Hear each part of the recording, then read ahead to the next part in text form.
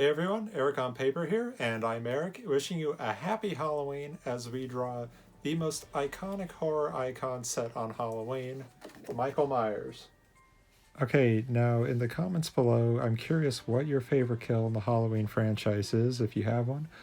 My personal favorite actually is in Halloween 5, and I have a reason why. It's the kill when Michael uses the garden tool to scratch the guy's car, the car that he was obsessing over. I think his name is Michael also. Just so he'll get out of the car in rage. Then Michael puts the same garden tool through the guy's head, namely his eyes. And what I love about that kill is that here we learn that Michael is a dick as well as a mass murderer. I mean, he could have just gone up and stabbed the guy, but he deliberately scratched his car. Just says a lot about his character, and, well, mine too, maybe. So I'm going to talk more about how I came up with the pose in a minute, but I was looking for something different than the Freddy shot or the Jason pose, and here's how I came up with it. The interesting thing about coming up with this drawing is that I was struggling with a pose, and uh, trying to find one that I thought was fitting, true to the character, etc. And what better way to find a pose than to get your own Michael Myers figure? This is from the latest movie, which I loved. And I started, and when you're trying to find a pose, move around, position the figure however you want, drop the knife. But eventually I started working it and came up with a pose that I liked. This idea of him looking down at you, holding the knife away from him and out a bit. I don't know if I'm getting that exactly, but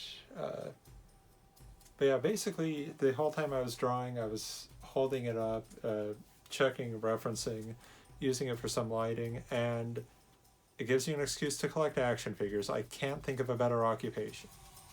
And here I go on with the Quill because you can get so many different variety of lines, as I've said earlier.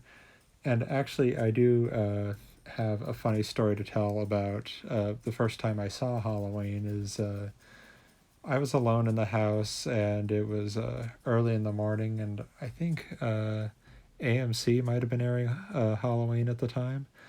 And so I was a lot younger. I put it in, and I'm really getting into it. It's suspenseful.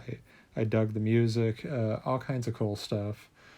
And right as the action is heating up, uh, Michael's chasing Laurie down the stairs. I'm really getting into it. Okay, we had a landline phone for those of you that are too young. They were incredibly loud and could provide very cheap jump scares like I had just now. I'd made myself some popcorn. It went flying everywhere. I quickly run to the phone, and it's my dad calling just to say, "Hey, how you doing?" And I'm like, "Yeah, Dad, I'm fine." And I must have been a real jerk to him at that time, but it let me know that, boy, I was actually really interested in investing in the movie and the outcome. Um, so thanks, Dad, for confirming that it was my favorite franchise. Now, back to the drawing and drawing tutorial.